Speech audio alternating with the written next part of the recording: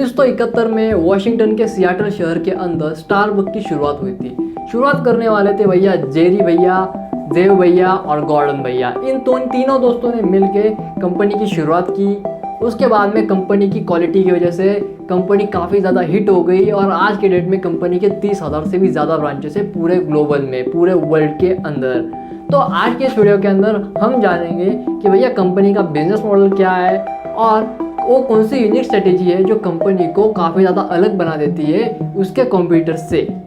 उसके बाद में हम ये भी देखेंगे कि भैया जब बिजनेस मॉडल ग्राउंड लेवल पे इम्प्लीमेंट करने की बात आती है तो उसे लगती है ऑपरेशनल स्ट्रेटेजी, उसे कहते हैं ऑपरेशनल स्ट्रेटेजी। तो स्टारबक्स के ऑपरेशनल स्ट्रेटेजी के अंदर क्या क्या की एलिमेंट्स है जो उसे लगते हैं अपने बिजनेस को बड़ा करने में लिए और बिजनेस को सस्टेनेबल बनाने के लिए। उसके बाद में हम देखेंगे कि भैया कंपनी का रेवेन्यू मॉडल क्या है।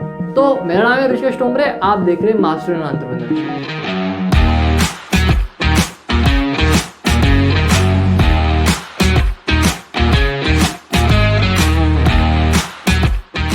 शुरुआत करते हैं सबसे पहले स्टारबक्स के बिजनेस मॉडल के बारे में। देखो स्टारबक्स का जो बिजनेस मॉडल है ना, एक मिक्सचर बिजनेस मॉडल है। अब मिक्सचर बिजनेस मॉडल का मतलब कि क्या है, दो बिजनेस मॉडल को मिक्स कर दिया है। एक बिजनेस मॉडल है भैया चेन बेस्ड बिजनेस मॉडल और दूसरा है भैया फ्रेंचाइजी बेस्ड बिजनेस मॉडल।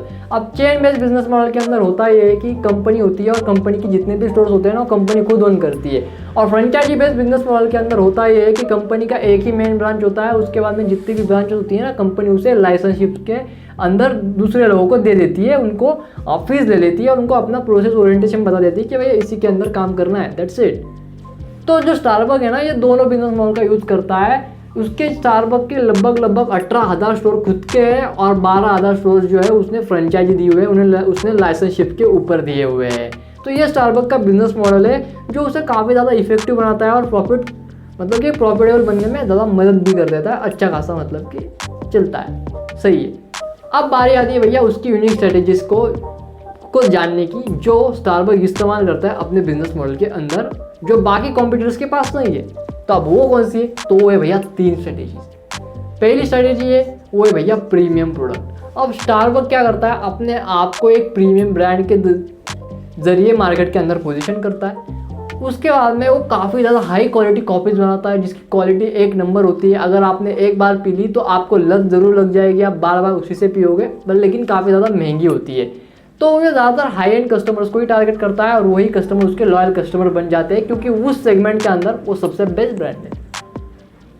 उसके बाद में आता है भैया टॉप नॉच सप्लाई चेन। जो स्टारबक्स की जो सप्लाई चेन है ना और उसके अंदर उन्होंने एक प्रोफेशनल गाइडलाइन बनाई हुई है जो फार्मर्स के तरफ से कॉफ़ी के जो बीन्स होते हैं ना वो काफ़ी ज़्यादा हाई क्वालिटी कॉफ़ी बीन्स जो है ना फार्मर्स से खरीदते हैं। उनकी वो गाइडलाइन की होती है, उस गाइडलाइन के हिसाब से वो सारे के सारे अपना जो भी प्रोसेस है ना उसको फॉलो करते हैं और उस प्रोसेस को अगर उस बीन्स ने सक्सेसफुल कर लिया तभी उस बीन्स को कॉफ़ी बनाने के लिए वो यूज़ करते हैं, जो काफ़ी ज़्यादा ज़बरदस्त है और कोई और ब्रांड ऐसी चीज़ मतलब कि इतना गहराई में नहीं जाता है, राइट। तीसरी जो स्ट्रेटेजी है जो उसको बाकियों से अलग बनाती है, जिस तरह जो उसका एलिमेंट है जो उसे बाकियों से अलग बनाता है वो है भैया उसकी कस्टमर सर्विस। स्टारबक्स जो है ना यार वो कस्टमर सर्विस के ऊपर कुछ ज़्यादा ही फोकस करता है, इतना ज़्यादा फोकस करता है ना वो सच में कस्टमर को गॉड ही मानता है। हालांकि उसे बहुत लूटता है लेकिन कस्टमर की सर्विस के अंदर उसको बिल्कुल भी दिक्कत नहीं देखने को मिलती है। आप कभी भी स्टारबक्स के अंदर जाओगे ना तो आपको कभी भी निराशाजनक आपसे व्यवहार नहीं किया जाएगा जिससे आपको परेशानी हो। आपको एक हमेशा फ्रेंडली और गुड वाइब कल्चर ही वहाँ का मतलब कि दिया जाएगा ताकि आपको काफ़ी ज़्यादा अच्छा लगे और आप बार बार वहाँ पे जाओ। और ये उसका सबसे ज़्यादा ज़बरदस्त पॉइंट है, कस्टमर सर्विस। क्योंकि कस्टमर सर्विस भैया अगर आपकी कस्टमर सर्विस अच्छी है ना तो भैया कस्टमर आपके पास 100% रिटर्न हो जाएगा। अगर आपकी कस्टमर सर्विस बुरी है ना तो कस्टमर आपको डुबा देगा। जी हाँ, तो कस्टमर सर्विस के ऊपर स्टारबक्स कुछ ज़्यादा ही फोकस करता है उसके बाकी सेगमेंट के कॉम्पिटिटर से भी, मतलब कि उसके बाकी जो कॉम्पिटिटर्स है ना उनसे ज़्यादा तो वो ज़्यादा फोकस करता है। अब बारी आती है भैया ये समझने की कि भैया उसके की रिसोर्सेस क्या है, यानी कि भैया उसका बिजनेस मॉडल को ऑपरेशन जो उसकी स्ट्रेटेजी है, यानी कि उसके बिजनेस मॉडल को ग्राउंड लेवल पे लाने के लिए जो उसकी जो स्ट्रेटेजी का वो इस्तेमाल करता है ना उसके अंदर कुछ की एलिमेंट्स है। हम उस की एलिमेंट को जानेंगे और उसी से वो अपने ऑपरेशनल स्ट्रेटेजी को बनाता है। वो की एलिमेंट्स कौन से है, तो सबसे पहला आता है भैया कस्टमर सेगमेंटेशन। अब इसके अंदर ना यार स्टारबक्स का कोई अपना स्पेसिफिक कस्टमर सेगमेंट नहीं है। हालांकि वो हाई एंड यूजर्स को ही टारगेट करता है लेकिन उसी के साथ साथ वो हर एक इंसान को कॉपी देता है बना के जिसे हाई क्वालिटी कॉपी पीनी है। उसके लिए फिर वो प्रीमियम चार्ज ही लेता है, उसके लिए कोई ये नहीं, राइट। लेकिन वो हर एक इंसान के लिए कॉफ़ी बनाता है जिसे हाई क्वालिटी कॉफ़ी पीने की आदत है, जो अच्छी से अच्छी चीज़ खाना चाहता है, अच्छी चीज़ पीना चाहता है कॉफ़ी, टी और स्नैक्स के सेगमेंट के अंदर। तो ज़्यादातर उसके जो यूज़र्स होते हैं ना यार, वो हाई प्रोफाइल यूज़र्स ही होते हैं, यानी कि अच्छे खासे पैसे वाले ही होते हैं, या फिर जिनकी अच्छी खासी जॉब वगैरह होती है ना, वही ज़्यादातर स्टारबक्स की कॉफ़ी अफोर्ड कर सकते हैं, क्योंकि यार बहुत महंगी होती है। 200-300 रुपये की कॉफ़ी होती है उनकी, इतनी महंगी कौन पीता है, टपरी पे 10 रुपये मिलती है, राइट। तो वहाँ पे जाके पीने वाले ना कुछ ही एक सेगमेंट है, बट वो उसका लॉयल सेगमेंट है। अब बारी आती है वैल्यू प्रोपोजिशन की। किसी भी बिजनेस मॉडल को ग्राउंड लेवल पे इंप्लीमेंट करने के लिए आपको वैल्यू प्रोपोजिशन लगता है। अब वो वैल्यू प्रोपोजिशन स्टारबक्स के पास क्या है, तो वो है भैया पहला इनोवेशन। अब इनोवेशन के अंदर स्टारबक्स की अपनी R&D की टीम है, जिसको स्टारबक्स पोस्ट करता रहता है, उसको बताता रहता है कि भाई तेरे को डिफरेंशिएट करना है आपको मार्केट के अंदर, और आपको ऐसा प्रोडक्ट बनाना है जो कस्टमर चाहता रहे, कस्टमर को लत लगवा देनी है आपको उस प्रोडक्ट की, इतना अच्छा क्वालिटी का प्रोडक्ट आपको बनाना है। ये उसका डिफरेंशिएटिंग फैक्टर भी है, क्योंकि बाकी जो कॉफ़ी चेन्स है या फिर बाकी जो कॉफ़ी ब्रांड्स है ना, वो R&D के ऊपर इतना फोकस नहीं करते जितना स्टारबक्स करता है। उसके बाद में आता है भैया कन्वीनियंस। अब कन्वीनियंस के अंदर आप देखोगे ना, तो स्टारबक्स का अपना खुद का ऐप है जहाँ से आप सारी चीज़ें ऑर्डर कर सकते हो जो उसकी स्टोर में मिलती है। इससे होता ये है कि आपको स्टोर में जाके लाइन में नहीं रुकना पड़ता है, आप डायरेक्ट घर बैठे ही अपने सारे के सारे प्रोडक्ट जो है स्टारबक्स के आपको मिल जाएंगे। आप बस एक क्लिक के ऊपर ऐप डाउनलोड करो और ऑर्डर करो, दैट्स इट।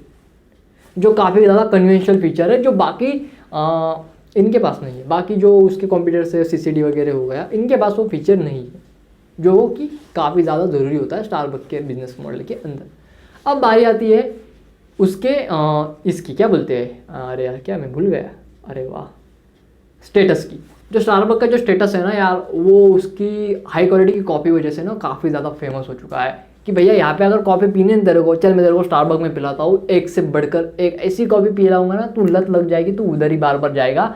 यही उसका स्टेटस है, यही उसकी ब्रांड वैल्यू है।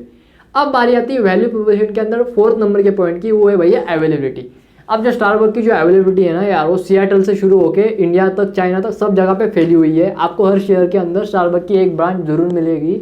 उसे स्टारबक्स की लगभग 30,000 ब्रांचेस है, ये उसके अवेलेबिलिटी है। और काफ़ी ज़्यादा सेम इंफ्रास्ट्रक्चर आपको हर एक ब्रांच में मिलेगा, और सेम कन्वेंशियल फैक्टर आपको हर एक जगह पे मिलेगा, सेम कस्टमर सर्विस आपको हर एक जगह पे मिलेगी। जी हाँ। अब बारी आती है ये समझने की कि उसके ऑपरेशनल स्ट्रेटेजी के अंदर जो तीसरा एलिमेंट है ना, वो क्या है। जो तीसरा एलिमेंट है वो है भैया की रिसोर्सेज।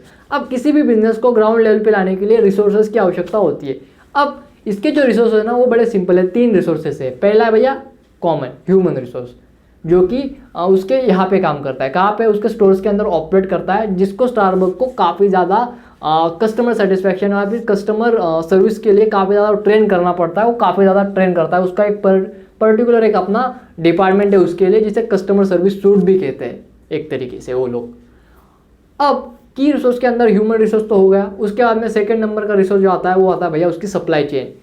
जो सप्लाई चेन होती है फार्मर्स से, यानी कि जो कॉफ़ी बीन्स वगैरह लेना हो, दूध लेना हो, राइट, ये जो चीज़ें होती है ना, ये स्टारबक्स ने अपना एक पूरा एक प्रोफेशनल गाइडलाइन बनाया हुआ है, उसी के ऊपर ये सारी चीज़ें चलती रहती है। यानी कि उसके रिसोर्सेज के अंदर आता है उसका रॉ मटेरियल दूसरे नंबर पे। तीसरे नंबर पे आता है भैया उसका खुद का स्टाफ, जो कि होता है R&D वाला, जो सियाटल में बैठता है और काफ़ी ज़बरदस्त इनोवेशन करता रहता है, प्रोडक्ट दबा के, मतलब कि अच्छे से डिफरेंशिएटिंग प्रोडक्ट बनाता रहता है। अब उसके बारे में हमने बात किया, तो अब बात करते हैं 4th नंबर के, वो है भैया उसका कॉस्ट स्ट्रक्चर। अब कॉस्ट स्ट्रक्चर के अंदर भैया बिजनेस की कॉस्ट तो लगती है ना भैया, वर्किंग कैपिटल तो चाहिए।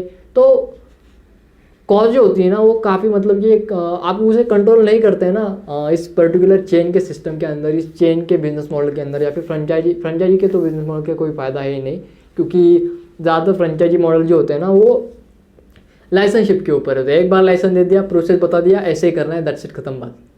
और आपके जब अगर आप चेन के सिस्टम में आते हो ना, तो आपको कॉस्ट कंट्रोल का करने का बहुत ज़्यादा मतलब कि पड़ता है। अगर आपने कॉस्ट कंट्रोल नहीं किया ना, तो आपका बिजनेस डूब भी सकता है। तो यहाँ पे जो स्टारबक्स की जो कॉस्ट है ना, उसकी जो 79% जो कॉस्ट है ना उसकी, वो पूरी की पूरी मतलब कि इसी से आती है, क्या कहते हैं, उसकी फिक्स्ड कॉस्ट है। अब 70% कॉस्ट उसकी फिक्स्ड है, और 30% कॉस्ट जो है ना उसकी वेरिएबल है। फिक्स्ड कॉस्ट में अंदर क्या आता है, सैलरीज आता है, रेंट आता है, या फिर और लाइट बिल वगैरह हो गया, या फिर दूसरे अपने एक्सपेंसेस होते हैं, राइट, जो इंफ्रास्ट्रक्चर के रिलेटेड होते हैं, उसके बाद में जो वेरिएबल कॉस्ट होती है उसके अंदर रॉ मटेरियल आता है, क्योंकि रॉ मटेरियल दूध की प्राइस नीचे ऊपर होती रहती है, बीन्स की प्राइस ऊपर नीचे होती रहती है, राइट। तो ये वेरिएबल कॉस्ट होती है। तो 30% वेरिएबल कॉस्ट है और 70% जो है ना वो अपना ये है। और उसके बाद में वो मार्केटिंग के ऊपर भी पैसे लगाता है, जो अगेन 70% के अंदर ही आता है, वेरिएबल में नहीं होता, वो फिक्स बजट होता है, उतना ही साल का होता है, ख़त्म। अब बारी आती है भैया ये जानने की कि भैया उसका रेवेन्यू मॉडल आखिर क्या है। ये जो मैंने आपके ऊपर के जितने भी अभी आपको मैंने एलिमेंट्स बताए, ये सारे एलिमेंट्स जो है वो स्टारबक्स को काफ़ी ज़्यादा बेहतर बनाते हैं, उसके ऑपरेशन स्ट्रेटेजी को काफ़ी ज़्यादा स्ट्रॉन्ग बनाते हैं, जो कि उसकी मार्केट की प्रेजेंस बढ़ाता है। कौन से? सबसे पहला है कस्टमर सेगमेंटेशन, वैल्यू प्रोपोजिशन, की resources and cost structure, right, कि पैसा कहाँ पे देना है उसके ऊपर। ये जो है ना उसकी ऑपरेशनल स्ट्रेटेजी है। अब आ जाती है भैया लास्ट पॉइंट की, यानी कि रेवेन्यू मॉडल की। जो उसका जो रेवेन्यू मॉडल है ना यार, वो बड़ा ज़बरदस्त है। वो सबसे ज़्यादा पैसा अपने खुद के स्टोर से ही कमाता है, फ्रेंचाइजी से ज़्यादा नहीं कमाता। 79% जो रेवेन्यू है उसका वो अपने खुद के ओन स्टोर से आता है, और बचा हुआ जो उसका फ्रेंचाइजी से आता है, जो साल का होता है, राइट। और उसकी जो कैश काउज है उसकी कॉफ़ी है, उसकी टी है और उसके स्नैक्स है। ये जो 3 सेगमेंट है ना, ये सबसे ज़्यादा बिकती है उसकी कॉफ़ी। उसकी जो एवरेज कॉपी है ना वो सबसे ज़्यादा बिक जाती है, जो सबसे सस्ती होती है 200-300 रुपये की, वो सबसे ज़्यादा बिक जाती है। तो ये उसके लिए कैश काउ है। तो अब आ जाती है कंक्लूजन की कि हमने स्टारबक्स से क्या सीखा। तो हम स्टारबक्स से सिर्फ इतना ही सीख सकते हैं कि भैया अगर आपके पास डेडिकेटेड एक क्वालिटी वाला प्रोडक्ट है तो आपको हमेशा क्वालिटी के साथ में कभी मेंटेन करना है, राइट। आपकी क्वालिटी कभी भी कम ज़्यादा नहीं होनी चाहिए। जो क्वालिटी आपकी स्टार्ट में थी वही आपकी एंड तक रहनी चाहिए। और उसी के साथ साथ आपकी जो है कस्टमर सर्विस के ऊपर आपको कुछ ज़्यादा फोकस करना है। जितना आप कस्टमर सर्विस के ऊपर फोकस करेंगे उतना ही कस्टमर आपके लिए लॉयल बन जाएंगे और आपको हेल्प करेंगे $6 बिलियन का रेवेन्यू हर साल का क्रिएट करने में। जी हाँ, आपके कंपनी के हिसाब से अलग भी हो सकता है। आशा करता हूँ कि आपको ये वीडियो पसंद आई होगी। आप चैनल को ज़रूर सब्सक्राइब कर देंगे, लाइक भी कर देंगे और दोस्तों के साथ शेयर भी कर देंगे। मैं मिलता हूँ आपसे नेक्स्ट वीडियो में, तब तक के लिए जय हिंद, वंदे मातरम।